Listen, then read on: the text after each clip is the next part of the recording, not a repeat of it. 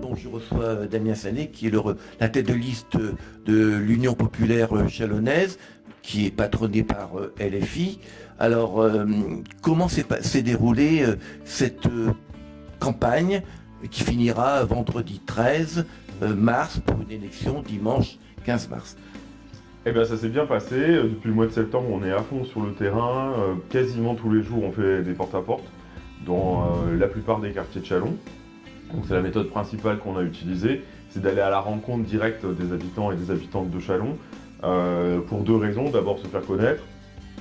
Trois raisons même. Se faire connaître, mobiliser dans un premier temps pour faire en sorte qu'il y ait plus de gens qui s'inscrivent sur les listes électorales.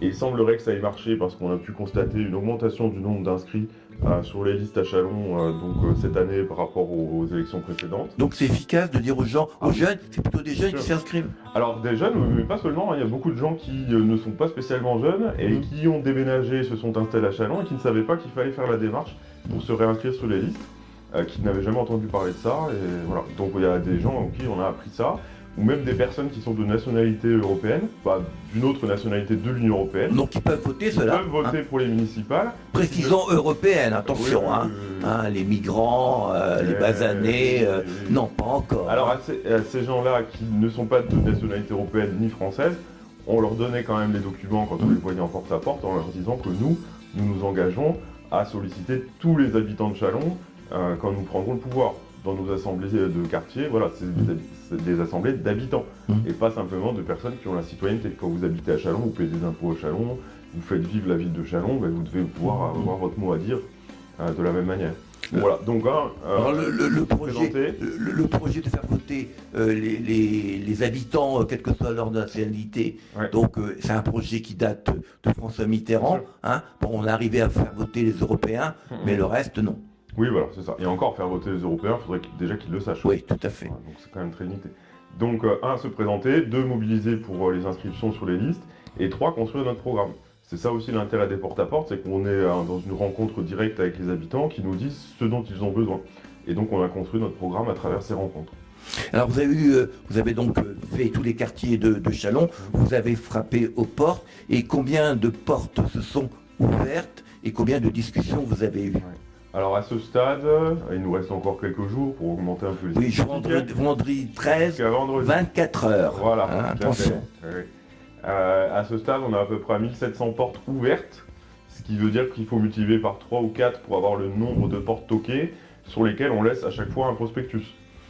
Donc on est aux alentours de 4-5 000, globalement, portes toquées. Un gros travail de militants. Oui, c'est un gros travail de terrain qui nous a fait beaucoup d'énergie.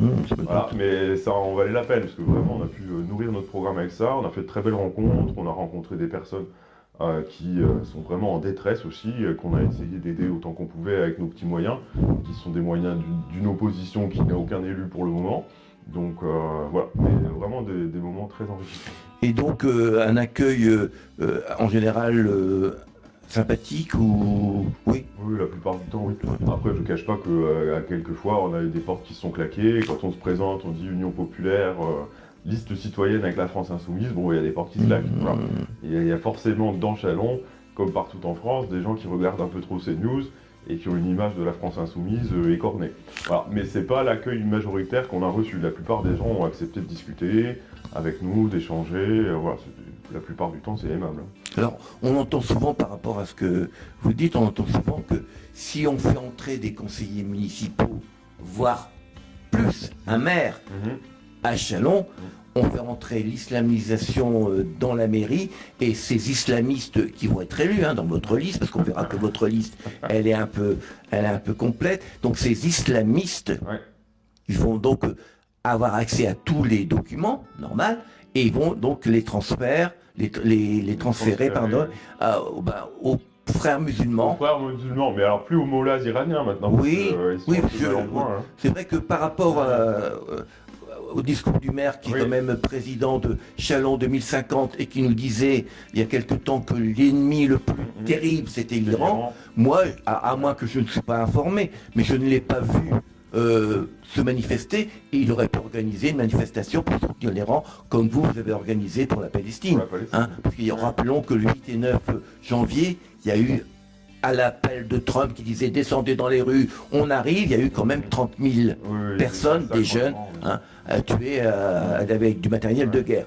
Bon, moi je pensais que le maire aurait pu. On a dénoncé, nous, à la France Insoumise, mais effectivement, M. Plattret qui utilise cet argument-là pour dire qu'il y a des connivences entre LFI et l'Iran, des mollahs, l'ayatollah, etc. On l'a pas du tout entendu.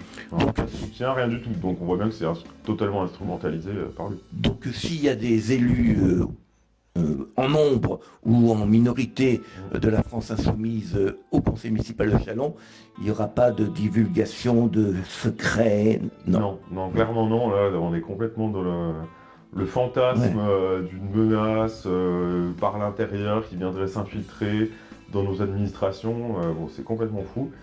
Non, sur ma liste, c'est très clair, et c'est très clair pour toutes les personnes qui sont sur la liste et pour toutes les personnes qui sont à la France Insoumise. Nous, il y a un respect de la laïcité d'abord, dans la loi de 1905, et pas dans l'interprétation qu'on peut en faire là depuis quelques années. Donc séparation des églises et de l'État. Donc le fait religieux n'entrera pas au conseil municipal, à la mairie. Ce qui ne veut pas dire que les manifestations religieuses n'apparaîtront pas, puisque sur ma liste, il y a des femmes qui portent le voile, et qui seront donc élues et présentes au conseil municipal. Mais c'est pas parce qu'elles portent le voile qu'elles vont arriver avec leur Coran et toute. Il n'y aura pas une prière. Il y aura pas une prière avant le conseil. Dans la salle du conseil municipal, non, pas du tout. Non. On fera une prière catholique, une prière juive, une prière musulmane, dans le monument, dans le bâtiment de la laïcité. Alors vous dites dans vos meetings, hein, parce que bon, on fera un peu le bilan de votre campagne. Vous dites que votre liste représente vraiment Chalon. Alors elle représente Chalon parce qu'il y a tous les quartiers sont représentés, mais bien plus. Oui, c'est ça. Donc il y a la représentation de quasiment tous les quartiers de Chalon, donc on a une diversité géographique, une bonne représentation, et qui est assez proportionnelle globalement parce que les quartiers qui sont les plus habités, c'est là aussi qu'on a le plus de candidats. Par exemple, les Prés-Saint-Jean, c'est le quartier il y a le plus d'habitants à Chalon, et on a plusieurs candidats qui viennent de ce quartier-là. Voilà, donc on a d'abord une diversité géographique, puis ensuite on a une diversité sociale. Donc des personnes qui exercent des métiers dans tous les corps de métiers existants, la fonction publique, des fonctionnaires comme moi, des personnes qui sont dans le secteur privé, qui sont même majoritaires sur la liste. Donc j'ai pas une liste de fonctionnaires, clairement, ce qui n'est pas un problème en soi. Hein. Voilà, donc, si on veut représenter la diversité, il ne faut pas qu'il y ait que des fonctionnaires sur la liste. Des personnes qui ont un emploi et des personnes qui sont sans emploi, parce qu'on va quand même rappeler qu'en France, on a à peu près 10 millions de chômeurs. Ils sont dans la société française, ils sont français comme les autres, ils ont des droits comme les autres, et parmi ces droits, il y a le droit de participer à la vie politique. Donc nous, il nous paraissait tout à fait normal qu'ils puissent être présents sur notre liste. Voilà, et des métiers vraiment dans tous les domaines, des métiers qui ne sont pas des métiers très qualifiés, et des personnes qui ont de hautes qualifications. Voilà. Donc il y a vraiment tout. Une diversité aussi religieuse, je pense. Et une diversité religieuse, tout à fait. Alors, c'est pas ce qu'on a choisi de manifester, sauf pour les femmes dont j'ai parlé qui portent le voile. Bah oui, là, on voit bien, hein. Bon, à moins que... C'est évident. Pour les autres, c'était pas dans... Parce que vous voyez, avant de prendre toutes les personnes sur la liste, donc on a 43 plus 2 qui sont en suppléant, disons, donc on en a 45 au total. On a évidemment fait des entretiens préalables. La question de l'appartenance religieuse ne s'est jamais posée. Enfin, c'était pas dans notre questionnaire. Alors, on s'en fiche complètement. C'est pas le sujet. Donc encore une fois, parce qu'on respecte la laïcité, et que chacun fait ce qu'il veut, c'est la liberté. Mais bon, pour les femmes qui portent le voile, c'est évident. Voilà. Donc nous sommes la seule liste sur laquelle se trouvent des femmes qui portent le voile. Et nous en sommes tout à fait fiers. On le porte pas comme ça, comme un étendard non plus, mais on en est fiers dans le sens où vous voulez faire une liste qui représente la population. Dans la population française et dans la population chalonnaise, il y a des femmes qui portent le voile, donc elles ont le droit de participer elles aussi. Donc il y a des jeunes aussi, des seniors, voire des... Oui, il y a la question de l'âge, on a un jeune de 18 ans, le plus âgé à 74 ans, on a sur une moyenne de 43 ans sur la liste, qui est relativement jeune pour une liste municipale. Voilà, donc diversité, bon, des genres forcément, mais là c'est la loi, hein, donc la parité, on va la respecter. Alors, ce qui pose d'ailleurs des problèmes, puisqu'il y a des villes ou des villages, Oui. ils n'ont pas fait de femmes. C'est ça. C'est pas un problème des femmes, Ouais. donc il n'y a pas de liste. Oui, tout à Il y a fait. pas- Soit il n'y a pas de liste, soit ils ne réussissent pas à faire une deuxième liste Voilà. qui permet de mettre un petit peu Voilà. de concurrence, Ouais. on va dire. Voilà. Donc il n'y aura pas d'élection, et donc c'est l'administration qui prendra Voilà. le pouvoir, entre guillemets, Exactement. dans cette commune. Et c'est pas une commune, c'est beaucoup de Oui, communes. Hein. Alors, au niveau municipal, quand on entend un petit peu le bruit qui circule, vous avez deux ennemis, on va dire ça comme ça. Un ennemi logique, c'est Gilles Plattret, hein, parce que bon, vous n'êtes pas tendre avec lui, vous avez plein de reproches à lui faire. Alors quels sont les reproches? En allant vite, hein, parce qu'on avait déjà parlé de ça, quels sont les reproches que vous faites à Gilles Plattret? Alors, principaux reproches, une gestion autoritaire de la ville. Tout se décide dans le bureau du maire, avec une très faible concertation, ne serait-ce qu'avec ses propres conseillers municipaux, dont on voit qu'ils sont là avec le doigt sur la couture du pantalon, et qu'ils obéissent un peu au doigt et à l'œil. Donc nous, c'est vraiment remettre de l'horizontalité dans la gestion de la ville. Donc une gestion autoritaire. Des choix d'orientation budgétaire qui ne sont pas du tout satisfaisants, avec des millions d'euros investis dans la sécurité, ce qui n'est pas un problème globalement en soi, mais c'est le surinvestissement dans ce domaine-là qui est problématique. Et cet argent qui a été mis dans la sécurité, dans l'équipement des policiers, il n'a pas été mis ailleurs. Des investissements qui ont été faits, qui ont coûté des millions d'euros, aussi dans la réfection des quais, alors que c'est pas très bien fait parce que ça a été fait par tranche. Donc il n'y a pas une vraie continuité, tout ça n'a pas été fait de manière très logique et pensé sur du long terme, de façon à ce que tout ça s'engrange bien. Des écoles qui ont été laissées à l'abandon. En gros, on a un maire qui ne répond pas aux besoins de la population, qui ne répond aux besoins d'une partie de la population avec laquelle il est en contact, qui est une population qui est globalement plus âgée, avec une demande de sécurité, on va dire. Donc il a répondu à ce besoin-là. Et encore, on pourra nuancer parce que les résultats sont pas terribles. Mais pour le reste, ça va pas du tout. Et le point principal, le point saillant, c'est quand même un maire discriminant. Alors, avec des discours islamophobes évidents, même si lui dit qu'il n'a rien contre les musulmans, mais qu'il lutte contre les islamistes. Quand on pointe du doigt les femmes voilées, qu'est-ce qu'on fait, quoi? On pointe les musulmans. Il a rien contre les musulmans, et il dit même en public, dans ses campagnes, qu'il aime les musulmans. Ben oui, non, c'est aberrant, quoi. Complètement aberrant. Donc un maire qui n'a pas du tout votre aval, mais au niveau de la gouvernance, vous avez bien décrit, mais au niveau des constructions, à part les quais, tout ce qui a été construit avec l'aide, on le rappellera, du Grand Chalon, parce que sans le Grand Chalon, sans les gens de Saint-Léger-sur-Donne qui contribuent à nous avoir des bouquets, est-ce qu'il y a des choses qui vous paraissent bien dans ce qu'il a fait et vous, par rapport aux monuments, aux constructions, parce qu'on verra le reste, mais au niveau des constructions, est-ce qu'il y a des choses qui vous paraissent intéressantes, et est-ce que vous-même, vous avez prévu dans votre programme des constructions? Alors, par rapport aux constructions qui ont été faites, c'est plutôt des aménagements que des constructions. Le point positif, c'est le fait de vouloir créer des postes de police délocalisés, décentralisés, dans les quartiers, donc au plateau Saint-Jean et au Pré-Saint-Jean. Et bientôt aux Aubépins, d'après sa promesse. Oui, c'est ce qu'il veut faire, effectivement. Ça, c'est pas mal. L'idée en soi était bien, c'était bien de le faire. Le problème, c'est pourquoi l'a-t-il fait si tardivement pour le plateau Saint-Jean, c'est-à-dire 3 mois avant l'élection municipale, et pourquoi faire ça sans y mettre les moyens réels, c'est-à-dire avec des horaires d'ouverture qui sont vraiment très très limités. Donc on a des postes de police qui sont existants pour dire qu'il y a des postes de police, mais en fait, en termes pratiques, ils ne servent pas à grand-chose. Voilà. Donc ça, c'est le positif et le négatif en même temps, on va dire.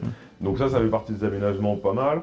La rénovation du bâtiment du Carmel, par exemple, c'est pas mal aussi, voilà. Donc il y a quand même des choses qui ont été faites oui, tout n'est pas négatif. Ah non, tout n'est pas négatif. Heureusement. Il faut être un petit peu objectif. Voilà. On est bien d'accord que Gilles Plattret, c'est l'ennemi politique, mais dans la gestion qu'il a eue au cours des 12 années, il y a quand même 2-3 choses qui sont pas si mal, quoi. Voilà. Est-ce que vous diriez de Gilles Plattret que c'est quelqu'un d'extrême droite? Ah bah c'est évident.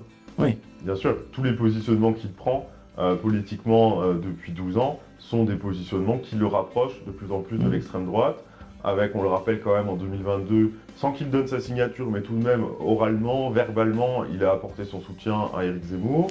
Et ça, on peut le prouver, puisque on a plein de vidéos télévisées de CNews d'ailleurs, et dans Le Monde aussi en parle. Donc il hésitait. Hein. Alors, on rappelle quand même qu'à cette époque, Éric Zemmour était à 17%. C'était la coqueluche de médias. Oui, c'était l'étoile montante. Oui. Et que bon, après il a surtout la baudruche de Bolloré. Voilà, ça s'est dégonflé, ça fait pchit comme disait Chirac. Hein. Voilà. Et après il est venu à 7%, donc c'est vrai qu'il était beaucoup moins intéressant. Bien sûr. Donc, voilà, donc soutien à Éric Zemmour, les positionnements par rapport aux femmes qui portent le voile qu'on a évoqué avant, des coups autoritaires, des décisions autoritaires par rapport à des associations de défense des droits de l'homme comme la Ligue des droits de l'homme ou l'association France-Palestine Solidarité. Comme Elasti aussi. Elasti, tout à fait. Voilà, donc des marques comme ça qui nous montrent qu'on est là sur un maire qui est vraiment allié sur l'extrême droite. Axé sur l'extrême droite. Et c'est là que j'ai fait une petite faute, mais finalement ça n'en est pas une, allié à l'extrême droite, puisque là on a vu récemment le soutien manifeste du RN avec les déclarations de Odoul et Dutrambe qui disent qu'ils soutiennent Judith Platré à Châlons, voilà, parce qu'ils n'ont pas réussi à faire une liste apparemment. Oui, on peut s'étonner que le plus grand parti de France, c'est le plus grand parti de France. Normalement, c'est ce qu'ils disent. Au niveau de l'Assemblée nationale, c'est vrai. Hein. On peut s'étonner que dans une ville comme Châlons, où il y a quand même des militants, des sympathisants, on peut s'étonner quand même que ce parti n'ait pas pu faire une liste. Parce qu'on voit le Parti des travailleurs qu'on a reçu récemment, ils vont faire 1%. C'est ça. Et ils ont la même audience que le RN. Voilà, ils n'ont pas CNews, ils n'ont pas LCI, ils vont nulle part. Lutte ouvrière, même si son chef Pascal Dufresne est un peu un inconnu dans la ville, ils vont faire 1%, mais ils ont fait une liste. C'est ça. Hein. Donc on s'étonne. Eux, ils sont parvenus. Le RN n'y arrive pas. Alors même qu'ils y étaient parvenus en 2020 et 2014. Alors pourquoi? Alors que maintenant ils sont plus forts qu'en 2020 et 2014, ils n'arrivent pas à faire une liste.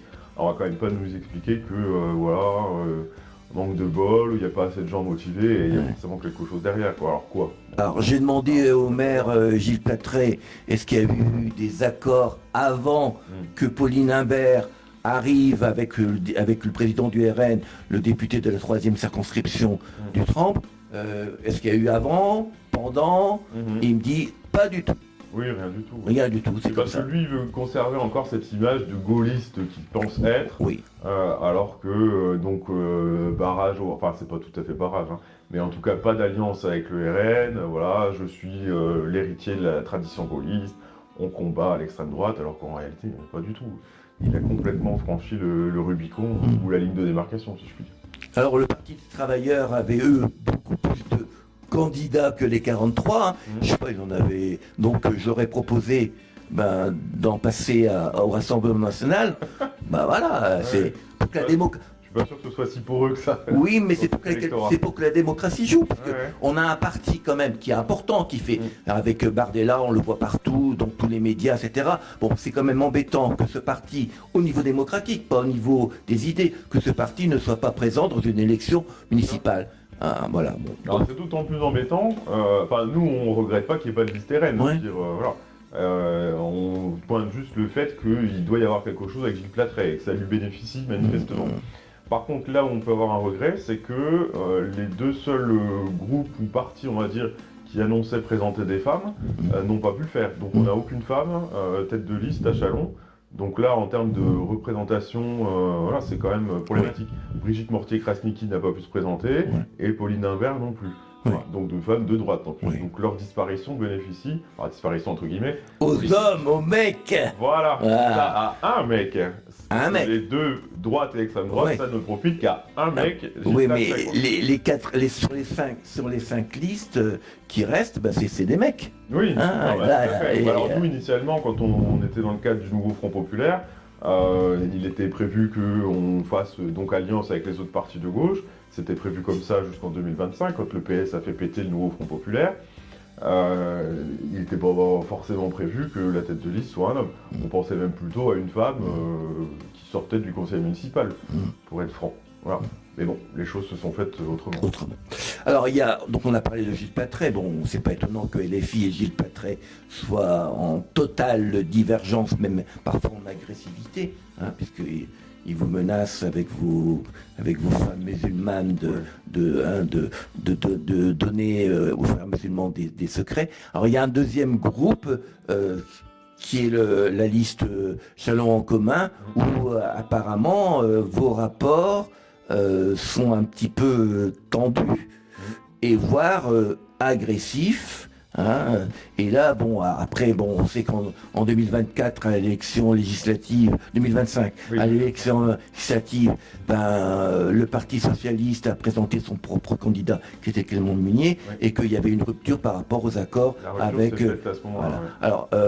Quels sont vos rapports avec le Parti socialiste, le Parti communiste, le PRG, Place publique et les écologistes? Oui. Alors, je voudrais juste reprendre un terme que tu as employé tout à l'heure. Vous avez deux ennemis. Clément Munier et sa liste ne sont pas nos ennemis. On est sur de l'adversaire concurrent, voilà. On n'est pas là sur des ennemis. On n'en est pas là du tout, bien au contraire. Et d'ailleurs, on a dit que au second tour, pour Badji Platret, nous, on tendrait la main. On n'est pas ensemble au premier tour parce qu'on n'a pas réussi à se mettre d'accord du fait que le Parti socialiste a choisi de sortir du cadre du nouveau Front populaire en 2025, mais on est bien conscient que l'ennemi à Châlons, c'est Gilles Platret, parce qu'il est le représentant de l'extrême droite, et que nous, en tant que militants antifascistes, il faut absolument qu'on se positionne contre Gilles Platret, et qu'on fasse tout pour le battre. Donc on tendra la main à Clément Munier et son équipe au second tour. Ça, il n'y a pas de doute. Par contre, on est bien d'accord qu'effectivement, les relations sont quand même très tendues. Oui, très tendues, voire plus, parce que moi, quand je lis certains propos, je me demande, voilà, c'est pour ça que je parlais ennemis, parce que les propos entre vous et eux, c'est parfois tendu. Oui, plus que tendu. Tendu, ça peut même être agressif. Hein. Ah, agressif. C'est-à-dire que nous, on a essayé de faire notre campagne dans notre coin tranquillement. Pour nos porte-à-porte, etc., présenter nos idées, voilà. Et on s'est retrouvé au fur et à mesure de la campagne avec une équipe de Châlons en commun qui employait des méthodes assez déloyales. Dans les premiers mois, ça s'est bien passé, chacun faisait son truc dans son coin. Alors vous avez négocié au début, hein, il y avait des négociations pour avoir une seule liste. Ça, c'était avant septembre 2025. Voilà. Oui, on a négocié jusqu'en mai-juin 2025 à peu près. Et puis après, à un moment, on a acté le fait que c'était pas possible. On nous demandait en gros de passer l'éponge sur ce qui s'était passé au moment des législatives et en nous disant regardez, Clément Munier a fait 17%, Fatima Kourish a fait 8 et quelques, donc en gros taisez-vous et rentrez dans le rang, quoi. Alors on a essayé de leur expliquer qu'une législative partielle avec 30% de participation, ça n'avait rien à voir avec le municipal qui englobe toute la ville de Châlons en plus, donc voilà, pour nous les chiffres étaient pas bons, quoi. Puis les législatives de 2024, où votre candidate avait fait plus de 8%. Bien sûr, oui. Fatima Kourish en 2024, dans le cadre du NFP, était arrivée première à Châlons. Voilà, donc on leur a dit, regardez bien tous les critères, mais non, ils n'ont rien voulu entendre. Donc pour eux, il fallait aller avec le PS et élargir. C'est là aussi un des points d'achoppement important, c'est élargir de plus en plus vers la droite, avec le PRG par exemple. Alors bon, le PRG, je veux dire, ça pèse pas énormément, donc c'est pas grave. Mais surtout avec les macronistes. Alors les macronistes. Les deux macronistes qui ne sont plus macronistes. Ils sont plus macronistes, voilà, puisqu'ils sont Place publique. Chez Place publique, le parti Glucksmann. Mais enfin, ils sont toujours macronistes. Quand on discute avec des tas de gens qui les connaissent, ils nous disent, mais Didier de Carly, par exemple, il est de droite, quoi. Tout le monde dit que Didier de Carly est de droite. Alors, même lui admet qu'il n'est pas spécialement de gauche. Voilà. Donc, qu'est-ce qu'on allait faire dans une tambouille pareille? Alors que nous qui sommes à la France Insoumise, depuis 2017, on combat le macronisme en ayant toujours à l'esprit que l'ennemi principal, c'est l'extrême droite. Voilà. Ce qui fait qu'en 2024, on a su prendre nos responsabilités à certains endroits de France et se retirer pour laisser les macronistes faire des duels contre l'extrême droite et gagner. Voilà. Mais on combat les macronistes. Donc il n'est pas question qu'on aille avec eux. Alors, premier tour dimanche 15 mars, donc il y a deux possibilités. Votre liste fait plus de 10%, donc elle peut se maintenir pour le deuxième tour. Oui. Elle fait moins de 10%, là il n'y a plus rien, hein, il n'y a plus d'union possible. Alors, on va prendre le cas positif, hein, vous faites plus de 10%. On fera plus de 10%. Vous ferez plus de 10%. Alors, soit vous êtes les premiers entre Châlons en commun et vous, Donc voilà, et ça vous êtes les deuxièmes. Qu'est-ce qui se passe? Quelle est votre stratégie par rapport à ça? Ouais. Alors, premier scénario, on est premier devant eux, c'est ce que j'ai dit juste avant, on tend la main, on leur dit voilà, on trouve un accord. On fait une liste commune. On fait une liste commune, oui, il faut fusionner. Il faut se donner toutes les chances possibles de battre Gilles Platret. Là, enfin, on est quand même conscient de la situation. Lui, il n'a absolument aucun concurrent, ni à l'extrême droite, ni à droite. Alors, c'est lui qui englobe tout ça. Donc, il va être très fort dès le premier tour. Et au second tour, il sera forcément premier. Donc, pour arriver à passer devant lui et l'emporter, il va falloir qu'on fusionne. Ça, c'est nécessaire. Donc, nous, ce qu'on dit, c'est que si on arrive premier à gauche, on tendra la main à la liste Châlons en commun et aux autres listes également. Je veux dire, s'ils veulent nous prêter main forte, ça peut se faire. Pour battre Gilles Platret. Voilà. Donc ça, c'est quand même absolument essentiel. Donc on trouvera un terrain d'entente. Si on arrive derrière eux, c'est à eux de nous tendre la main. Et s'ils veulent pas le faire, on va pas les forcer. Et donc si vous ne tendez pas la main, parce qu'apparemment actuellement c'est pas l'air du temps, mais aujourd'hui il pleut, mais hier faisait du soleil, voilà, donc tout peut changer. C'est comme Trump, un jour c'est je bombarde, je libère les Iraniens, et puis après je m'en fous des Iraniens, etc. Alors si ils vous tendent pas la main pour fusionner, qu'est-ce que vous faites? Vous appelez quand même à voter pour eux, ou vous dites ils se démerdent? On verra les conditions qui se présenteront le soir des résultats du premier tour. S'ils ne tendent pas la main, en fonction de la situation, en fonction des pourcentages qu'on aura fait, du score, on prendra une décision, on s'adaptera. Donc le 15 mars, tout ça, oui, ou le 16, où on saura un petit peu quel est votre score. Il y a des positions qui sont prises par une partie de l'équipe de Clément Munier et lui-même, c'est-à-dire les socialistes et les Glucksmann macronistes. Mais les autres sur la liste de Clément Munier ne sont pas forcément sur la même ligne. Ouais, c'est ça qui est un peu compliqué dans l'équipe Châlons en commun, c'est que les écologistes et les communistes ne sont pas toujours d'accord avec les socialistes et les macronistes. Par contre, moi j'ai vu on a espoir qu'en interne ils appuient suffisamment pour qu'il y ait une fusion. Moi j'ai vu des échanges entre vous et le Parti communiste avec Jean-Michel. C'était pas des échanges, c'était des échanges écrits, donc réfléchis. Bon, même si parfois quand on écrit on est exalté, c'était quand même pas gentil. Non, c'est pas gentil, effectivement. C'était des insultes même. Quand on a des méthodes de campagne qui sont déloyales et mensongères, il faut pas s'attendre à avoir des réponses gentilles. Voilà. Alors maintenant, attention à ce qu'on dit.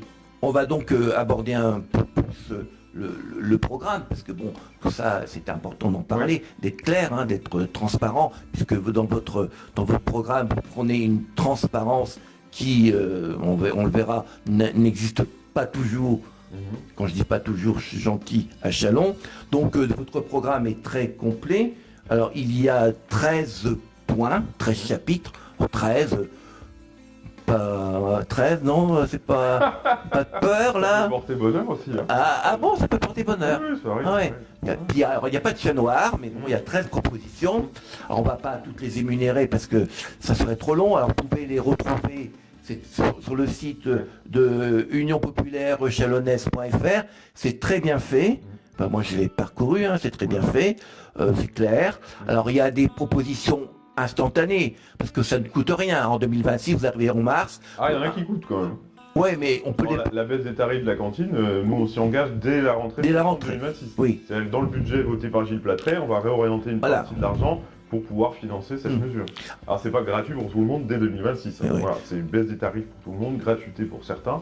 Mais ça, c'est dès cette année, donc ça coûte un peu quand même. Ouais. Après, il y a des trucs plus symboliques, qui coûtent rien, mais qui sont importantes à prendre. Donc, 13 propositions, donc on va en aborder 13 chapitres, 13 chapitres. Propositions, 300. Il y a plein de propositions, c'est très bien fait, c'est très bien détaillé. Donc, je vous conseille, si vous voulez en savoir plus, d'aller voir sur le site, ou alors demander un entretien avec l'Union populaire chalonnaise. Dépêchez-vous, parce que le 13 au soir, à 24h, si vous êtes pris en train de discuter avec l'Union chalonnaise populaire, ça va être compliqué. Alors, j'ai choisi, moi, sur les 13, ce sont des choses qui me paraissaient importantes. Un programme très très riche, 13 chapitres. Alors, est-ce que les chapitres, les propositions, les chapitres sont classés par ordre de priorité ou pas? Alors au début, oui, c'est le premier chapitre sur la démocratie. Oui, ça, on l'a mis en premier. C'est important, on va voir que... C'est le socle de la démarche, hein, voilà. Remettre de la démocratie, refaire avec les citoyens. Après, le reste, c'est pas forcément un ordre... Parce que je vois en 13e position, Ouais. pour une ville qui encourage la vie associative Oui, voilà. et sportive. C'est pas parce qu'on le met en dernier que c'est vrai que c'est moins important que le Oui, reste. bon, Voilà. donc on est bien d'accord. L'ordre après n'a plus vraiment de priorité. Non. Bon, le premier. Alors, la première proposition, hein, ce qui est un peu votre structure même, votre volonté même, c'est pour une démocratie communale réelle. Alors, est-ce que tu peux m'expliquer un petit peu qu'est-ce que c'est que cette démocratie? Bon, ce qui veut dire qu'actuellement, on n'est pas en démocratie municipale, Non. et ça, tu l'as expliqué tout à l'heure avec Gilles Patré. Alors, qu'est-ce que vous prévoyez, vous, pour qu'on soit vraiment en démocratie locale, c'est-à-dire que les habitants de Châlons aient la parole, et le droit Et le pouvoir. le pouvoir, hein, parce que avoir la parole, c'est facile. Il y a des maisons de quartier. Démocratie, démos le peuple, Kratos c'est le pouvoir. Ouais, voilà. oui. Donc, là, on est plutôt pour le peuple c'est actuellement. pas le peuple à la parole, c'est le peuple à le pouvoir. Ça. À la parole et le Et pouvoir. le pouvoir. Alors, qu'est-ce que tu proposes? Donc, ce qu'on propose, c'est la mise en place d'assemblées citoyennes de quartier. Donc, dans tous les quartiers de Châlons, on organisera ça. C'est-à-dire la mise en place d'une assemblée de personnes volontaires, on va forcer personne à le faire, tirées au sort, à parité, donc autant d'hommes que de femmes. On essaiera de faire en sorte qu'il y ait quand même aussi des tranches d'âge différentes, voilà, que ce ne soit pas toujours forcément les mêmes qui participent, c'est-à-dire les gens qui ont le temps. Donc autant que possible des personnes qui sont représentatives de leur quartier, qui se rassembleront pour faire remonter à la mairie, pour discuter entre elles, des problématiques de leur quartier, de ce qu'elles veulent faire dans leur quartier, et faire remonter au conseil municipal leurs souhaits. Mais on ne se contentera pas de ça, c'est-à-dire qu'à chacune de ces assemblées, on attribuera aussi un budget participatif. Donc une part du budget de la mairie, qui sera du budget d'investissement, transféré virtuellement, parce que le cadre légal ne permet pas de le faire, mais c'est l'engagement qu'on prend avec notre programme. Donc virtuellement transférer une somme, donc attribuée au quartier et dire aux habitants des quartiers, voilà ce dont vous disposez, voilà votre enveloppe, qu'est-ce que vous voulez en faire pour la vie de votre quartier, pour faire des choses qui sont utiles pour tout le monde. Ouais, il ne s'agit pas que des habitants de quartier se rassemblent pour faire des trucs qui leur servent à eux dans l'assemblée, mais qui ne servent pas aux autres. Voilà, donc il y a aussi quand même quelques contrôles à mettre en place. Et ces décisions, ces volontés de quartier, est-ce qu'elles sont... elles sont gérées par le conseil de quartier, ou est-ce qu'il faut l'aval du conseil municipal? Ah bah faudra que ça remonte au conseil municipal, parce que les dépenses, il va falloir qu'elles soient validées par le conseil municipal. Là, c'est ce que je disais, c'est on rentre dans le cadre légal tel qu'il existe actuellement. On ne peut pas en sortir et dire voilà, on fait ce qu'on veut, on n'écoute pas la loi, voilà. Donc les habitants des quartiers, ce ne sont pas eux qui ont la main sur le budget, c'est le conseil municipal. Par contre, comme c'est dans notre programme et on s'y engage véritablement, à ce qu'ils vont décider dans les assemblées, ça remonte au conseil municipal, ça ne va pas être redébattu au conseil municipal. Si c'est décidé dans le quartier, c'est validé par les habitants du quartier, ça va se faire. Donc, et c'est validé automatiquement par le conseil municipal, parce que vous aurez la majorité, Oui. ou il y a encore une discussion au conseil municipal? Est-ce que c'est automatique ou pas? Pour certains sujets qui pourraient être considérés comme problématiques, ça peut être rediscuté au conseil municipal. Avec l'opposition? Avec l'opposition. Qui aura un vrai pouvoir, cette fois-ci? L'opposition, elle aura le droit de s'exprimer véritablement et d'être entendue. Alors, ce qui n'est pas le cas actuellement. Donc il y aura un vrai dialogue au sein du conseil municipal. Un vrai pouvoir, non, on ne va pas donner de délégation aux conseillers municipaux d'opposition. Là, vous avez quand même un expert, Gilles Patré. Ah bah, bien sûr, il sait tout faire. S'il perd, il perd. Voilà. Donc il aura le droit de parler pendant 7 ans et de s'exprimer pendant 7 ans. Mais il sera bien traité quand même. Tout à fait, très bien traité. Alors donc... Assemblée citoyenne de quartier, le référendum d'initiative citoyenne. Donc là, c'est en dehors des assemblées. Toute personne qui, à Châlons, pense avoir une bonne idée pour faire avancer la ville, lance une pétition. Il faut recueillir 10%, donc les signatures de 10% des inscrits sur les listes. Et après ça, le conseil municipal s'engage à lancer un référendum. Donc un dimanche dans l'année, on dit voilà, hop, vous êtes convoqués. Enfin, on vous invite à venir dans les bureaux de vote et on vous propose un référendum qui part d'une initiative citoyenne. Et si les Châlonnais et les Châlonnaises votent oui à cette proposition, il faut qu'il y ait quand même une participation de 50% pour que ça soit validé, sinon ça passe pas. Mais si les Châlonnais votent oui, on le fait. Et là, il y aura que les gens inscrits sur les listes électorales qui pourront voter, ou tout habitant, je pense aux personnes étrangères ou qui ne sont pas inscrits, Oui. Est-ce que tout le monde aura le droit de voter ou c'est uniquement les gens sur les listes électorales? Alors là, ça reste à débattre. Donc pour le référendum d'initiative citoyenne, ça reste à débattre.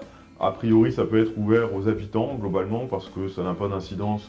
Disons que il y a des habitants qui vivent à Châlons, qui payent des impôts à Châlons sans être citoyens, ils peuvent avoir des idées, faire des propositions. Et donc dans le référendum d'initiative citoyenne, on pense que ça peut se faire. Par contre, pour le troisième point que je voulais évoquer, c'est le référendum révocatoire. Oui, alors ça c'est mauvais pour vous. Ça. Il y a un élu Attention, hein. au conseil municipal qui ne plaît pas à des habitants et qui veulent voir cet élu donc quitter le conseil municipal, ils peuvent lancer un référendum révocatoire. À ce moment-là, puisque les élus sont élus par les personnes qui sont inscrites sur les listes électorales, ce référendum révocatoire, il ne peut être que lancé par des personnes qui sont inscrites. Donc là, ça ne fera pas appel à tous les habitants de la ville.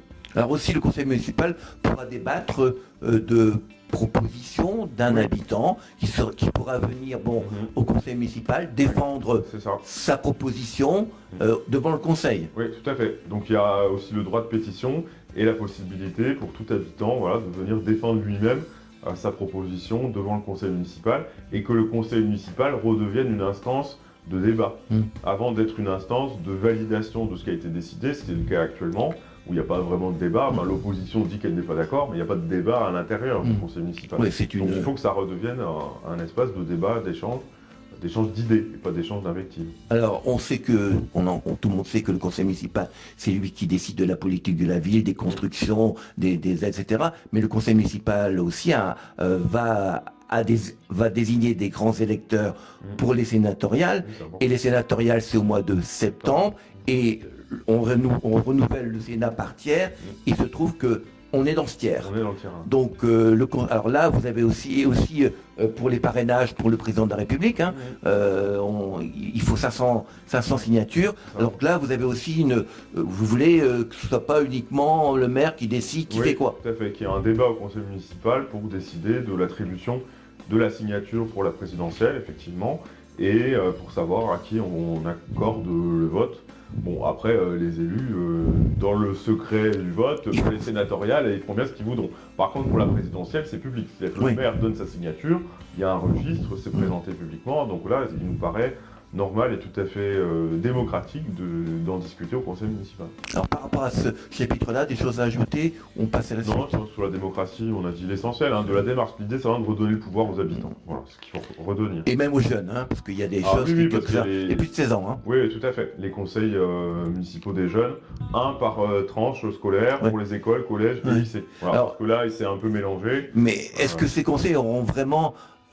parce que il y a plein de conseils, il y a un conseil de la jeunesse, il y a des conseils de quartier, il y a des conseils des fleurs, il y a des conseils de tout. Est-ce que, on peut faire des conseils, Ceausescu aussi avait fait en Roumanie plein de conseils qui n'avaient aucun pouvoir. Est-ce que ces conseils que vous voulez, auront vraiment droit à la parole, on comprend, mais est-ce qu'ils auront un pouvoir de décision? Bien sûr, donc là pour les assemblées de quartier, c'est ce que je viens de dire, c'est ce que j'ai expliqué. En fait, le pouvoir, la décision, elle vient, c'est comme ça dans le fonctionnement actuel, de qui tient l'argent. Parce que c'est l'argent qui va être déclenché, des travaux, des investissements, etc. Voilà. Donc en gros, pour ces conseils de jeunes, on leur attribuera aussi un budget participatif. Donc ils auront une enveloppe, ils diront voilà ce qu'on veut faire.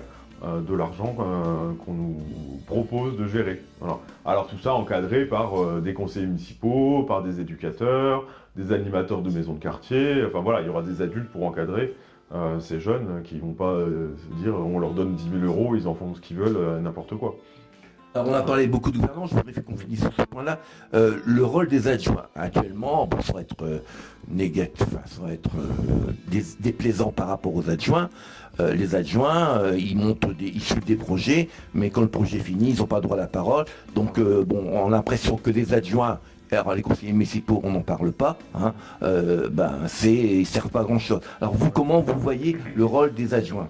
Alors les adjoints, ils doivent être là pour endosser pleinement une mission qui leur est attribuée par le conseil municipal. Ils ne sont pas là pour faire les potiches et empocher leur indemnité. Qui a augmenté depuis 2014. De 1500 €, un truc comme ça. Pas mal. Peut-être un peu plus, je ne sais plus, il faudra vérifier. Donc une indemnité tout à fait correcte, surtout quand on fait rien. Voilà, Donc c'est quand même plutôt confortable. Donc nous, vraiment, les adjoints auront des missions, devront rendre des comptes, devront les endosser pleinement, devront prendre la parole pour défendre leur dossier, etc. Voilà. Le maire, si je suis élu maire, je ne vais pas m'occuper de tout le temps. Il n'y a pas l'idée d'une omniprésence. D'autant plus que je l'ai dit dans une réunion publique, moi ce que je veux, c'est ne pas être un élu détaché du terrain et détaché du monde réel, entre guillemets. C'est-à-dire que j'ai l'intention de continuer à travailler à côté. Je me mettrai à mi-temps. Voilà. Donc je resterai propre parce que d'abord j'aime mon métier et en plus ça me paraît important de rester dans le monde professionnel, voilà, et pas voler dans la stratosphère des élus. Donc il va falloir qu'il y ait des adjoints qui fassent le boulot. Parce que clairement, de toute façon, j'ai pas envie de tout faire parce que j'estime que c'est pas le rôle que doit endosser le maire. Il doit être là pour coordonner une équipe, impulser un certain nombre de choses, mais c'est pas au maire de tout gérer, contrairement à ce qui se passe actuellement. Alors, 6e chapitre, ça parle de la sécurité, notamment de la police municipale, qui serait une police de proximité, et bon, donc une police qui assurait la sécurité, mais aussi la tranquillité. Hein. Alors, est-ce que tu peux nous parler de ces changements? Parce que la police municipale, on rappelle que quand Christophe Sirugue a perdu les élections en 2014, on avait 20 policiers municipaux et on avait des médiateurs qui étaient coordonnés par Marina Perini, que je salue, je ne sais pas où elle est, elle a été foutue à la porte de façon méchante et le maire a perdu son procès au prud'homme, hein. Donc voilà, donc il y avait des médiateurs, hein. Ils n'avaient pas de taser, ils n'avaient pas de pistolet, ils étaient dans les quartiers pour... C'est pas l'équipement qu'on donne aux médiateurs. Voilà, puis il y avait toutes sortes, hein. Il y avait des blancs, des noirs, des chocolats, des homos, des pas homos, des hétéros, tout ce que tu... Voilà, pour essayer d'être médiateur. Donc cette police municipale 20 en 2014, et là on est à 49, et il est prévu à la fin de la mandature, donc 2030, 80. Plus toutes les caméras de vidéosurveillance, 200 actuellement. 250 000 € par an d'investissement supplémentaire. Voilà. Pour une caméra. Pour une caméra. Donc, on a des écoles qui sont en très mauvais état à côté de 250 000 €. Je garantis que ça permet de rénover beaucoup de salles de classe. Donc là, on en a des caméras. On en a 200, je crois. Il y en a 200, ils vont ramener ça à 300 et quelques. Voilà. Donc un coût d'achat. Un coût d'achat, un coût d'installation, un coût d'entretien, voilà. Donc c'est extrêmement élevé, beaucoup trop important pour nous. Donc on propose de geler, on met un moratoire. On ne dit pas qu'on va toutes les enlever, les caméras, les 200. Moratoire, on n'en ajoute pas. Donc déjà, il y a 250 000 € qui sont dans le budget 2026 pour ça. Ces 250 000 €, on les met ailleurs. Alors on s'occupera des écoles, j'ai parlé de la cantine tout à l'heure, voilà. Cet argent, on peut le mettre ailleurs. Ça, c'est pour les caméras. Ensuite, on verra avec les habitants, parce qu'encore une fois, c'est ce que je disais tout à l'heure, c'est la question de la démocratie, on fera ce que les habitants veulent. S'il y a des quartiers où les habitants veulent absolument qu'on laisse les caméras à tel ou tel endroit, on les laissera. Voilà, on ne prendra pas arbitrairement une décision qui est contraire à la volonté des habitants. Par contre, on pense que 200 caméras, voilà, c'est beaucoup trop, et qu'il y en a qui servent à rien, et la plupart ne servent à rien, et c'est ce qu'on voit dans les statistiques. La résolution des affaires grâce aux caméras, c'est 1 à 2%. 1 à 2% des affaires donc, qui donnent lieu à des enquêtes sont résolues grâce aux caméras. Donc c'est vraiment rien du tout. Et surtout le principal effet qu'on a évoqué dans notre dernière réunion avec Antoine Léaumont, qui est venu au mois de février, c'est l'augmentation du nombre de PV. Alors plus de caméras égale plus de PV. Des PV stationnement, des PV de dépassement de la ligne de je ne sais quoi, voilà. Alors on n'est pas contre la sécurité routière, mais on voit bien là que les caméras, elles servent surtout à ça, à fliquer les gens, et on est dans des mesures répressives. Donc nous, l'idée, par rapport à ça, c'est de changer la mentalité, changer la philosophie. On ne veut pas être dans la répression, on veut être dans la prévention. D'où les médiateurs, d'où les médiateurs. Le retour de médiateurs. Il n'y en a plus du tout. Des médiateurs dans les quartiers où il y en a besoin, des animateurs dans les maisons de quartier, avec des budgets aussi adaptés, pour recréer de l'activité. Et une liberté aussi pour les maisons de quartier. Et liberté de s'organiser, liberté pédagogique, on va dire, pour ces animateurs qui feront ce qu'ils voudront tant que c'est dans le cadre légal, bien évidemment. Et dans le cadre défini par le conseil municipal. Voilà, dans le cadre défini par le conseil municipal, parce qu'on a aussi tout un pan sur la culture, le développement de projets culturels à destination des jeunes notamment, mais de la population en général. Donc ce serait bien que les activités des animateurs s'inscrivent dans ce cadre-là. Mais globalement, ils seront libres d'organiser les choses comme ils voudront. Mais voilà, remettre des animateurs, remettre des médiateurs, ça va vous permettre de recréer du dialogue, d'avoir des gens dans les quartiers qui connaissent les habitants, qui connaissent les problématiques et qui peuvent intervenir pour essayer de résoudre les problèmes. Alors, Et pas à agir après, avec la police qui arrive pour une action répressive. Et la fusion au niveau des locaux, hein, Oui. entre la police municipale et la police nationale, Oui. dans l'ancienne Banque de France, qui est un monument, un Oui, grand bien sûr. bâtiment, hein, vous êtes pour, Non. contre? Non. Non, alors pour deux raisons. Un, le bâtiment est-il vraiment adapté pour accueillir tous les policiers nationaux et municipaux? Franchement, on a un gros doute là-dessus. Il a sans doute vocation à être utilisé pour autre chose, ce bâtiment. Et deuxièmement, la police nationale et la police municipale, même si elles travaillent ensemble sur certains dossiers, globalement n'ont pas les mêmes missions. Donc il n'y a pas lieu de les mettre au même endroit. Voilà. Donc la coopération entre les deux sur certains aspects, on est tout à fait d'accord, on ne sera pas contre. Mais ça n'a pas à être mélangé, fusionné. Ça fait partie des... Comment dirais-je, des lubies de Gilles Platré. Comme la police montée. Oui, comme la police montée, voilà, c'est ça. C'est-à-dire que pour lui, c'est... Ça aurait été joli pourtant, dans les rues C'est piétonnes. sympa les chevaux, hein, je suis d'accord. Ouais. Ah ouais, tout à fait. Dans les rues piétonnes, avec tous les crottins qui ont fait... Oh, ben on mettrait un ramasseur de crottin, c'est un emploi qu'on peut créer. Ça crée un emploi, oui, tout à fait. Ouais. Ouais, on a ça à faire. Alors, j'ai vu aussi qu'il y avait quelque chose qui m'a intrigué. Un récépissé de contrôle d'identité pour lutter contre le contrôle au faciès. Oui. Donc ça, c'est pour la police municipale, parce que la police nationale, c'est pas vous qui la contrôlez. Ben non. Donc vous voulez quoi exactement? Bah, à chaque fois qu'il y a un contrôle donc d'une personne à qui on demande de présenter ses papiers, contrôle d'identité, qu'on lui remette un document disant que voilà, tel jour à telle heure, cette personne a été contrôlée par la police municipale. Tout simplement. L'idée étant de limiter les contrôles, limiter les abus qui peuvent exister. Même si à Châlons, très honnêtement, on n'a pas entendu grand-chose à ce sujet-là. Voilà. Donc ça n'a pas l'air d'être une problématique particulière à Châlons, mais on l'a quand même mis dans le programme, sait-on jamais, au cas où. Et équiper les policiers municipaux d'une caméra, comme ça se fait de plus en plus, hein, pour la police nationale. Ouais. Est-ce que c'est dans votre projet ou pas? Alors on l'a pas mis dans le programme, ça peut être envisagé effectivement. On l'a pas mis dans le programme dans le sens où, c'est ce que je disais avant, il y a déjà eu beaucoup d'investissements matériels dans la police municipale et on pense qu'il y a quand même d'autres priorités que de continuer à équiper, même si là, les caméras sont quand même des outils qui permettent d'une certaine manière de garantir les libertés, parce que le policier sait qu'il ne peut pas faire n'importe quoi parce qu'il est filmé. Donc là, ça mérite réflexion, effectivement. Mais en termes d'équipement de la police, on a déjà mis, enfin Gilles Platré a déjà mis énormément. Donc on va essayer de calmer le jeu.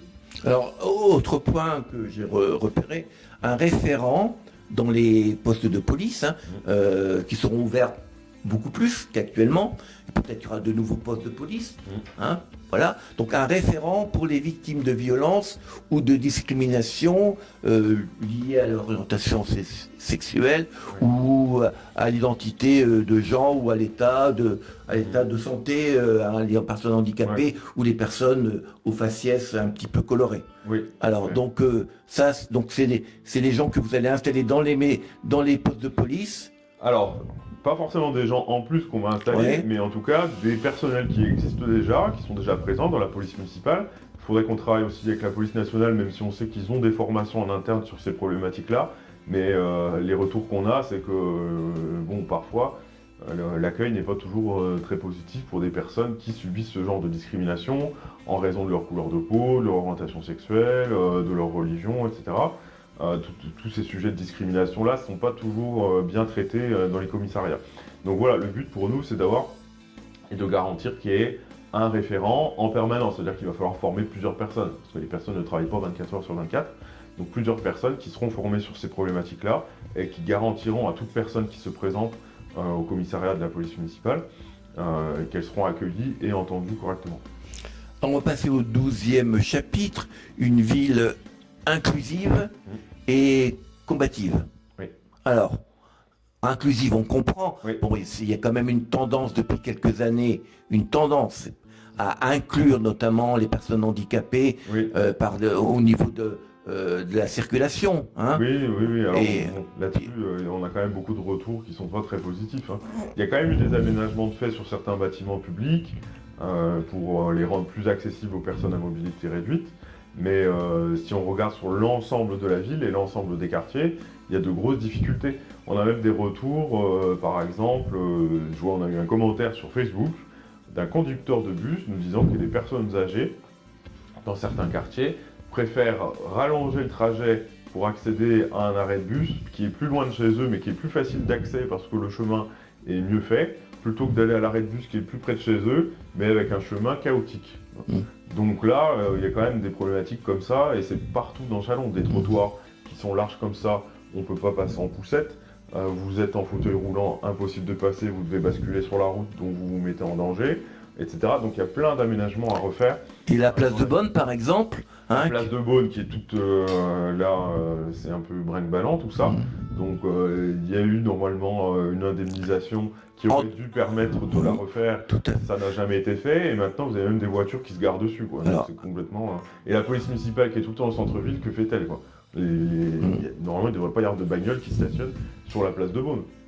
Alors pour cette indemnisation de la place de Bonne, il y a eu un défaut de fabrication. Le maire, l'ancien maire Christophe Sirugue a porté plainte. Donc la justice, gna gna gna gna. Et ça a été, la somme est arrivée à la ville de Châlons à l'époque de Gilles Pattray. Qu'a-t-il fait de cet argent? De 14 à 26, la place de Bonne, elle n'a pas changé. Il a mis des caméras.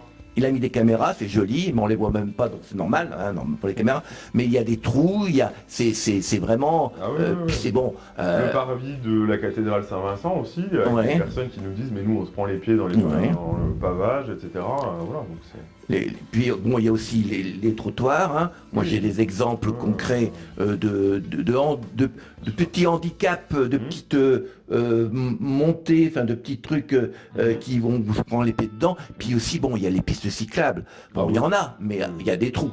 Oui, il y a des trous. Donc, les pistes cyclables, c'est à revoir de temps en temps. Donc moi, je serais président de la République, j'obligerais le maire à faire 10 fois le tour de Châlons dans les pistes cyclables, toutes les pistes cyclables. À pied et à vélo. À pied et à vélo, pour qu'ils voient l'état parce qu'au centre-ville, bien sûr. Et Gilles Pattray, c'est le maire du centre-ville. Vous savez, c'est la petite forteresse là qui tient dans les anciens remparts de la ville. Mais pas la place de Bonne, par contre. Ah, la place de Beaune, elle est un tout petit peu à l'écart, effectivement. On sait pas pourquoi. Le centre-ville, il le connaît, donc là ça va, les trottoirs sont à peu près corrects, à part le parvis de la cathédrale dont on va parler, quelques endroits qui sont à revoir, mais globalement là ça va. Le reste de la ville, Gilles Pattray n'y met pas souvent les pieds. Alors pour finir notre interview, alors il y aura aussi dans ce chapitre 12 un observatoire des discriminations. Oui, ça, en coopération avec toutes les associations qui luttent contre les discriminations. Donc là c'est vraiment l'idée de donner à ces associations les moyens dont elles ont besoin pour mener leur combat, lutter contre toutes les formes de discrimination, en coordination avec la mairie. Voilà, ça s'inscrit dans cette démarche globale que j'évoquais avant, de démocratie, et dans cette démocratie, il y a l'idée de mettre en avant les associations, créer une sorte de conseil, encore une fois, des associations qui discuteront, se mettront en synergie, parce que parfois, elles ne sont pas toutes bien liées les unes aux autres alors qu'elles ont des missions similaires, de façon à mieux coordonner ces luttes. Puis aussi, aider les associations qui s'occupent des migrants. Alors des migrants qui sont en situation régulière, mais aussi des migrants qui arrivent ici et qui sont en clandestins et parfois en OQTF, les aider. Bien sûr. Donc là, nous, on a rencontré l'ASTI et la CIMAD particulièrement. Les deux, oui. Voilà, donc les deux principales, il y en a d'autres. Oui, il y en a d'autres, mais les deux principales, celles qui reçoivent le plus de personnes, qui accompagnent le plus de personnes, qui nous ont envoyé leurs documents avec ce dont elles ont besoin et qui correspondent tout à fait avec la philosophie de ce qu'on veut faire avec l'Union populaire. Donc un accompagnement pour le logement. Donc là, ça rentre dans le cadre de l'attribution de logements sociaux qu'on peut négocier avec l'OPAC pour des situations d'urgence. Voilà, donc attribuer des logements en situation d'urgence, mais un peu plus que ce qui se fait actuellement. Et pas seulement pour des personnes sans papier, mais aussi pour des personnes de nationalité française ou européenne qui sont dans une situation d'urgence, qui sont à la rue et qui ont besoin d'un logement. Oui, il faut le dire, c'est important parce que... Ah bah oui, parce qu'on va encore nous dire... vous pensez qu'aux Arabes, rien pour les Français. Rien pour les Français. Oui, c'est complètement... Voilà, nous, on veut faire pour toutes les personnes qui sont dans le besoin, qui sont en difficulté, et accompagner toutes ces personnes avec les associations qui font déjà un travail énorme. Alors, ce qu'il faut bien avoir en tête, c'est que ces associations, donc on veut qu'elles continuent à travailler de manière autonome, mais on ne veut pas faire reposer toute la charge sur elles. Parce que c'est ce qu'on constate souvent, c'est que ces associations, elles endossent finalement des missions qui devraient être des missions de service public, qui devrait être endossé soit par la mairie, soit par le département, la région ou l'État. Voilà. Donc, mais les pouvoirs publics se défaussent sur les associations. Donc nous, on veut les accompagner, mais il faut que la mairie prenne sa part. Alors oui, puis bon, donc on va arriver au dernier point de notre entretien, le 13e, donc qui concerne la vie associative et sportive. On va laisser de côté la vie sportive parce que nous avons quand même l'élan Chalon qui bouffe beaucoup d'argent. Hein. Oui, mais justement, voilà. Il y a la question de savoir pourquoi est-ce qu'ils en bouffent autant et pourquoi les autres associations en reçoivent moins. Et quels sont les critères qui font que l'élan en reçoit autant et les autres moins, alors qu'il y a des associations sportives, des clubs sportifs qui ont plus de licenciés que l'élan, qui créent une vie, on va dire, sportive peut-être plus ouverte et plus populaire que l'élan Chalon. Alors on n'est pas en train de dire qu'on va tacler l'élan Chalon, qu'on va leur retirer tous les financements, etc. Mais ce qu'on veut, nous, c'est de la transparence dans l'attribution des financements publics à ces associations sportives. C'est extrêmement important et pour avoir rencontré quelques présidents d'associations sportives, c'est vraiment une demande qui est faite. Ils veulent de la transparence, savoir pourquoi ils reçoivent moins que d'autres et quels sont les critères précis. Alors bon, une clé pour comprendre pourquoi l'élan Chalon reçoit depuis si longtemps. Bon, après, ils ont été champions de France, enfin, je sais pas dans quel... Après, il faudrait voir combien il y a vraiment de... Il y a des résultats derrière. Oui, il y a des résultats, mais bon, quand on paye cher des joueurs qui sont américains, qui sont noirs, là, on dit pas, ou qui sont maghrébins, etc. Là, on dit pas, les maghrébins, etc. Là, on les prend. Bon, il y a une clé, cette clé s'appelle Dominique Guyot. Oui. Hein, qui est actuellement président du Grand Chalon. Il a été aussi suppléant de Dominique Perben, je crois, à la députation. Donc, et lui, il est à l'élan Chalon depuis qu'il est en culotte courte. Oui, voilà. Donc c'est lui qui permet c'est lui la clé qui fait que l'élan Chalon. Alors au niveau associatif, donc faut les aider plus. Hein, le budget, on rappelle que quand Gilles Plattret est arrivé, Gilles Plattret qui dit que les associations, c'est le cœur de vie de la cité. Mais moins 25% pour le cœur de vie. Quoi. Donc il y a moins de sang qui arrive dans le cœur, et on sait que s'il y a moins de sang, le cœur, un jour, il va s'arrêter. C'est ça. Et quand on voit aussi, moi je côtoie beaucoup d'associations humanitaires, quand on voit l'âge des bénévoles.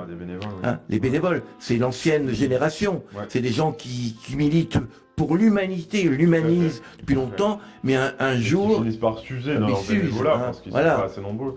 Donc là, il y a plusieurs choses à voir. C'est non seulement leur donner les moyens de continuer leur travail, donc avec des subventions ciblées, mais là, bon, il faut quand même admettre que l'état des finances de la ville de Chalon étant ce qu'il est, c'est-à-dire pas très reluisant, avec une dette assez élevée, on va pas pouvoir donner et distribuer de l'argent comme ça à toutes les associations.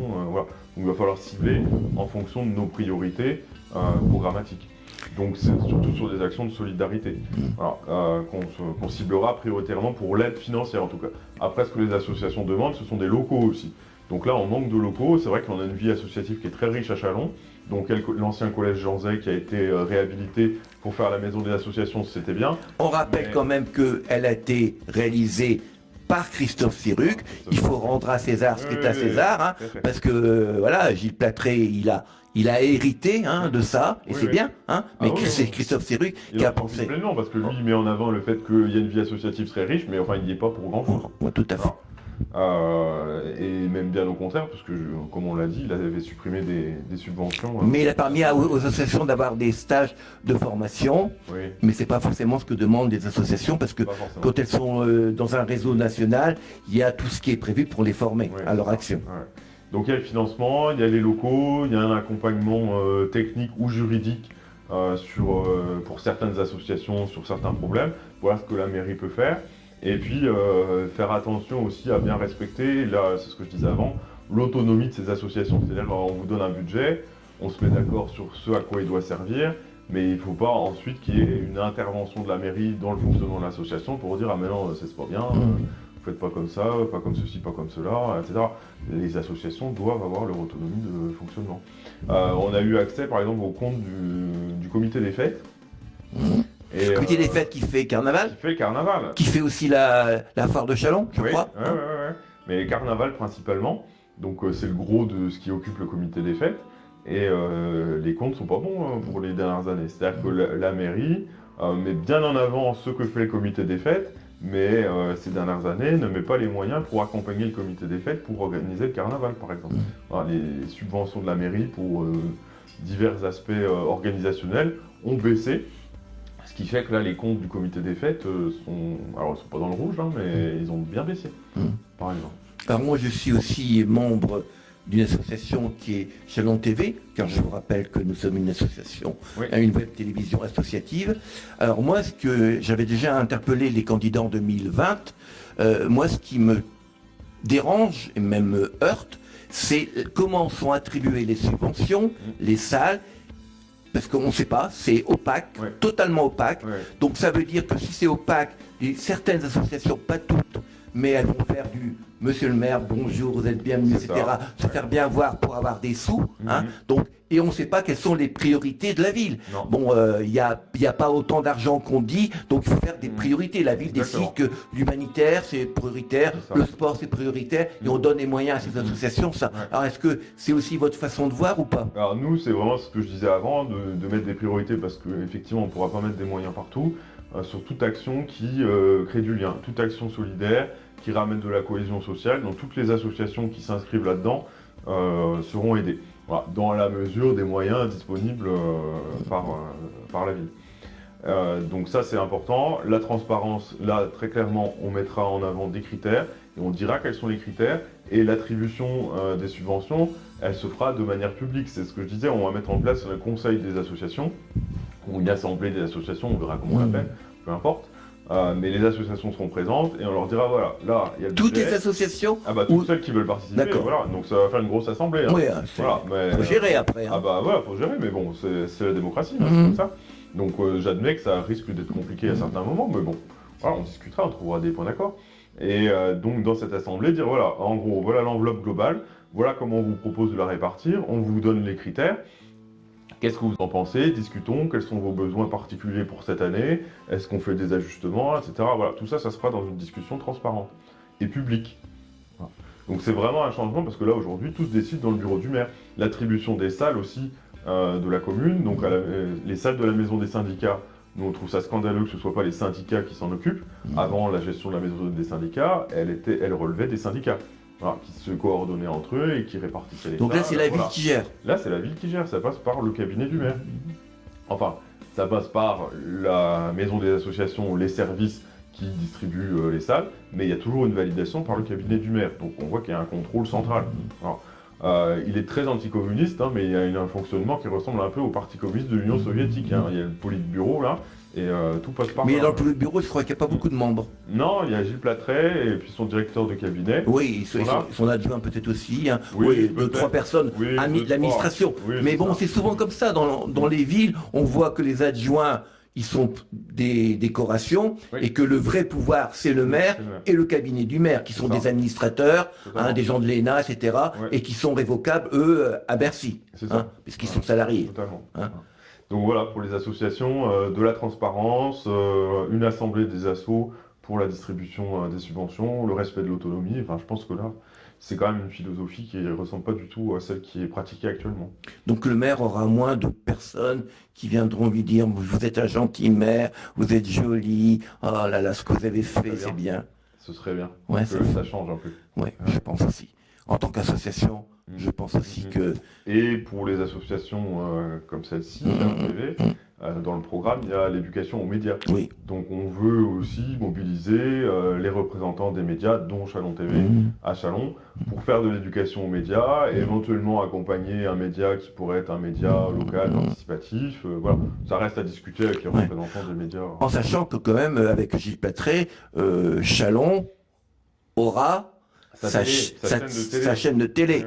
Alors donc, positive, attention. Ça quoi, Chalon News? On ne sait pas. Bon. Alors Chalon TV, c'est pas possible parce que nous avons réservé le nom. Oui, c'est ça. Le nom. Hein. Chalon News, ça lui irait bien, je pense. Oui, c'est News, mais ça fait un peu américain quand même. Hein. Ah, ça fait un peu américain. Bon, après, donc c'est une chaîne de télévision, mais je pense que le mot chaîne, c'est un peu grandiloquent. Enfin voilà, c'est une chaîne positive. Ce qui veut déjà tout dire. Hein. Donc positif, ça veut dire quoi? Ça veut dire qu'on va choisir l'information qu'on met dessus. Ouais, on va dire le maire est bon, ce qu'il a fait, formidable, etc. Et c'est aussi une chaîne qui va émettre 1h30 par mois. Bon, ça s'appelle pas une chaîne. Non, effectivement, c'est Ça pas s'appelle un mois. Ouais. Voilà, comme le journal local. Voilà, c'est un plus. C'est le journal local en vidéo. Oui, c'est un média supplémentaire. Voilà, c'est un média supplémentaire, un moyen de mais communication. Alors j'ai vu que vous ça n'a pas aussi, grand intérêt. vous utilisez beaucoup les médias numériques, hein, TikTok, Facebook, Instagram. Donc vous êtes aussi Oui, il y a dans. des outils qui existent déjà. Je veux dire, c'est pas la peine d'en rajouter. A priori. Puis on ne sait pas qui aura la responsabilité technique de cette chaîne positive de Chalon. Est-ce qu'il y aura un accompagnement du groupe Bolloré? Peut-être que, voilà, peut-être. Nous, quand on a commencé il y a 10 ans, on avait promis que Canal+, c'était pas encore Bolloré, allait nous donner ses vieilles caméras. Bon, on les attend toujours. Ouais. Mais bon, Voilà. Écoutez, Damien, écoutez, on vous souhaite le 15 mars d'avoir le sourire. Oui. Hein. Oui, nous aussi, on espère bien avoir le sourire. Ouais. Mais enfin, on a quand même déjà bon espoir qu'il y ait un second tour. Oui, parce que c'est pas évident, hein. Non, c'est pas évident, mais... À cause de Pauline. Il y a- Je veux pas être méchant, mais Ouais. Pauline Imbert, je suis très déçu parce que moi je croyais en elle, hein, en tant que femme, puis en tant que démocrate. Ouais. Voilà, et c'est bien, 33% de la population et Front National Faut jamais soi-disant. croire dans les promesses de l'extrême droite. Hein. Ah ouais, Faut jamais tenu. Voilà, et puis, Sauf les promesses répressives et de discrimination, celles-là, elles sont tenues, mais les autres... puis à Monceau-les-Mines, on voit que la liste d'Arnaud Sanvert, il y a 8 personnes qui ont Ah là été là, oui. qui sont inscrites Oui. et qui, en fait, ils ont été inscrits contre leur gré apparemment. On nous avait promis un rassemblement national qui allait tout changer sur les méthodes, etc. Et on voit qu'il n'y a pas de changement du tout. Quoi. Voilà, Ils font comme dans les années 90 avec Jean-Marie Le Pen. voilà. Ça n'a pas changé. Donc moi j'ai un seul regret, c'est Pauline Imbert. Voilà. Bah, elle viendra l'année prochaine. Elle sera sans doute candidate aux législatives de 2027. Ah oui, c'est vrai. Voilà. Ah oui, oui, oui. Ouais. Pas au sénatorial quand même. Hein. Ça devrait. Ça va, ça va. Oui, monsieur Salé, Bonne merci journée. à vous et bonne journée.